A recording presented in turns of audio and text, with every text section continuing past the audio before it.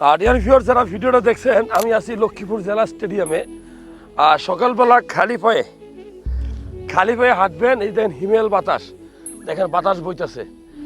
এই বাতাসে যদি আপনি হাঁটেন এবং খালি পায়ে হাঁটেন, কি উপকার হবে বলা হয়েছে, গবেষণায় বলে যে খালি পায়ে যদি কোনো মানুষ হাঁটে তাহলে তার শরীরে 32 থেকে 42 রকমের রোগ হয় না। আমি আবারও বলছি, 32 থেকে 42 ধরনের রোগ তার শরীরে আক্রমণ করতে পারে না।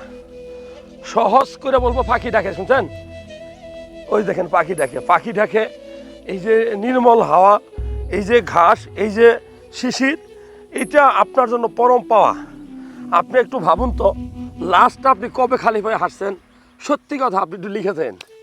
আমরা আগের মানুষেরা খালি গায়ে ঘুরে বেড়াইতো রোদে, ভিটামিন ডি, আবার খালি পায়ে হাঁটতো, মানে ক্ষেত খামারের খাবার খাইতো। তাদের কিন্তু এত বড় বড় রোগ হইতো না। এখন আমরা বড় বড় বিল্ডিংয়ে থাকি, অনেক দামি দামি খাবার খাই, কিন্তু ফরমালিন মুক্ত খাই। আর জুতা পায়ে আমরা হাঁটি, রাজপথে জুতা পায়ে হাঁটলে হবে না। এরকম খালি পায়ে, এরকম মাটিতে, দেখেন মাটি, এরকম মাটি আপনার পায়ে লাগাইতে হবে, মাটি। সো ভিডিওটা ভালো লাগলে শেয়ার করবেন, ঠিক আছে? কারণ এইভাবে একটু হাঁটার চেষ্টা করবেন। আর কত ঘুমাই থাকবেন? ভালো লাগলে শেয়ার করবেন।